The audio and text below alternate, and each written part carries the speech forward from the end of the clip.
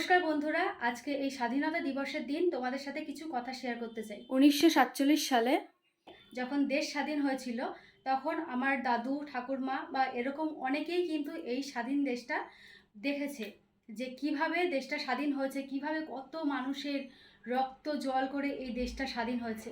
কিন্তু আমরা যেটা চোখে দেখিনি, আমরা কিন্তু সেটা অনুভব করতে পারি না। কিন্তু ওই মানুষগুলো যারা দেশ স্বাধীন দেখেছে, তারা কিন্তু অনুভব করতে পারে কতটা কষ্ট করে এই দেশটা স্বাধীন হয়েছে। তো আজকে এই স্বাধীন দেশে আমরা নারীরা সত্যি কি আমরা স্বাধীন? আমরা কিন্তু স্বাধীন না।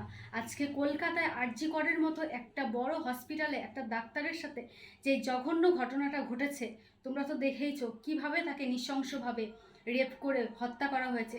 তাহলে আজকে আমাদের বাড়িতে যে ছোট ছোট শিশুকন্যারা রয়েছে, প্রত্যেকের বাড়িতে রয়েছে, তাহলে আমরা কিভাবে তাদেরকে মানুষ করব, কিভাবে তাদেরকে সঠিক পথটা চালনা করব, যে তুমি মানুষ হও, তুমি বড় হও, বড় হয়ে তোমরা একটা কিছু করো। কিন্তু আমরা তো ভয়ে সেটা আমরা পিছিয়ে যাই।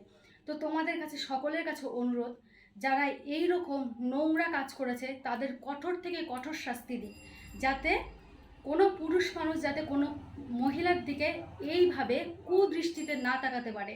এইটাই আমার কাছে অনুরোধ। তো তোমাদের কি কি কার কার কি মত, তোমরা অবশ্যই কমেন্টে জানাবে। আমরা চাই আমরা সকল নারী স্বাধীনভাবে এই দেশে বেঁচে থাকতে।